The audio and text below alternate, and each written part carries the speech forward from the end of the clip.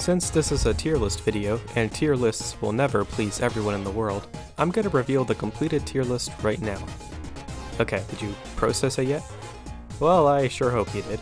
If you disagree with my list and want to leave a dislike plus a 5-paragraph essay that elucidates the many reasons why my opinion is wrong and yours is right, chances are you've already started the introductory paragraph. But if you're interested in hearing why I placed these roles in their respective tiers, then come along with me on this journey of clarification. That's happening immediately. Before I explain why the sheriff is my least favorite role, I want to clarify that just because the sheriff is my least favorite role, that doesn't mean I don't enjoy playing as the sheriff. Because I've had many enjoyable experiences as the sheriff, and there's a couple of reasons why they were enjoyable. First of all, being the sheriff, who is the only person that has been bestowed the power to end the murderer's murder spree, sounds pretty awesome.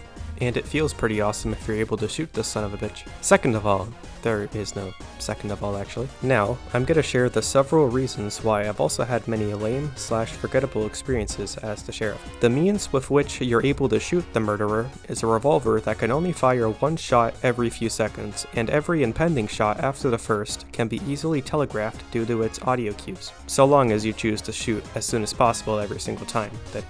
That sounds really shitty. And it is, if you're someone like me who already isn't the brightest shot in the broadside of a barn.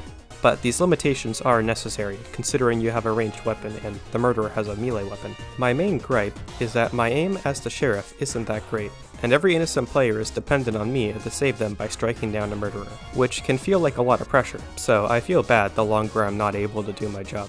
Personally, I also feel that getting the sheriff role is more like a burden than a super cool privilege, but that's mainly because of my playstyle. For you see, my ideal round as an innocent consists of me collecting 50 coins and then hiding like a pussy, until the timer reaches 900.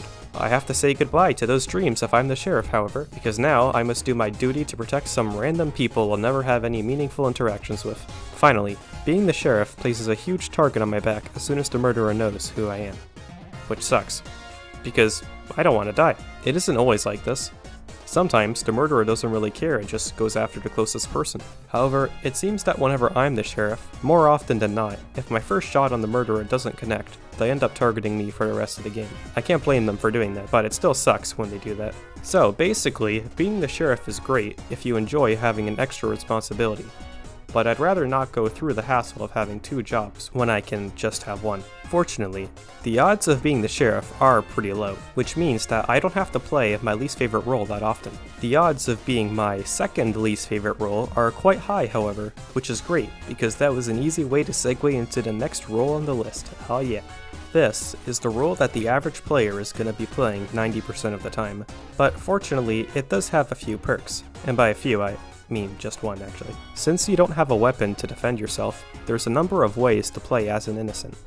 You could hide, run around until you spot the murderer, collect coins while you're running around until you spot the murderer, hover around the sheriff to their detriment, have a friendly conversation/trade with someone, or, if you really feel like it, you could run around until you spot the murderer, and then try to survive being chased by them. There's other map-specific things you can do too, so the possibilities are quite numerous. Basically, what I'm saying is that as an innocent, you're free to do whatever you want. The only thing most innocents try to do is to be wary of the murderer at all times.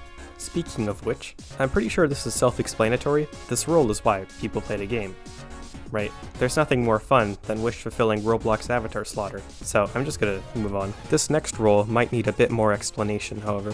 The first reason why the hero is an awesome tier is because the hero is basically the same as the sheriff, except being the hero is voluntary.